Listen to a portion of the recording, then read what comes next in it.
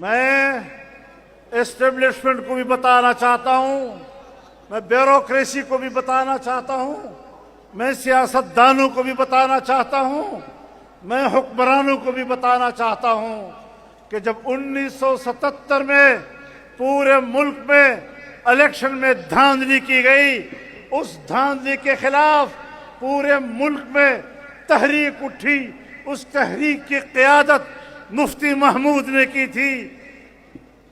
چوری سے نتیجے برآمد کرنا، الیکشن میں دھاندلیاں کرنا، اس کے خلاف سب سے پہلے بڑی تحریک کی قیادت میرے قائد نے کی تھی، مفکر اسلام نے کی تھی۔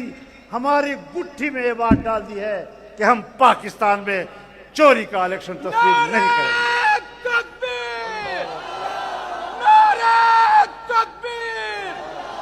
مفکر اسلام حضرت مولانا مفتی محمود، قائد ملت اسلامی حضرت مولانا فضل الرحمان۔ چوری ہوئی ہے، 2018 میں بھی ہوئی، ہم نے کہا ہم تسلیم نہیں کرتے۔ 2024 میں ہوئی، پارلیمنٹ میں ہوئی، اس صوبے کے الیکشن میں چوری ہوئی۔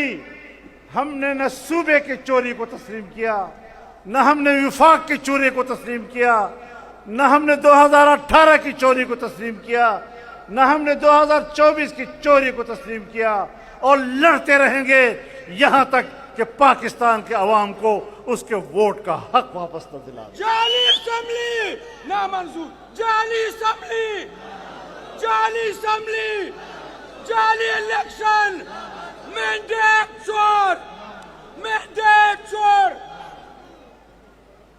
میرے محترم دوستو، یہ وہ سیاست ہے جس کے نام سے کانفرنس منعقد ہو رہی ہے، وہی اس نظریے اور اس اصول کے رہبر تھے۔ اگر ہم واقعی ان کے پیروکار ہیں تو پھر ہمیں ثابت کرنا ہوگا کہ ہم نے اصول کی سیاست کرنی ہے، جمہوریت کی سیاست کرنی ہے، اخلاق کی سیاست کرنی ہے، شائستگی کی سیاست کرنی ہے۔ ہم اختلاف کرتے ہیں، ہم اختلاف کریں گے، لیکن ہماری سیاست گالیوں کی سیاست نہیں ہے، بدتمیزی کی سیاست نہیں ہے، بد اخلاقی کی سیاست نہیں ہے، فحاشی اور عریانی کی سیاست نہیں ہے، اعلیٰ اسلامی اقدار کی سیاست۔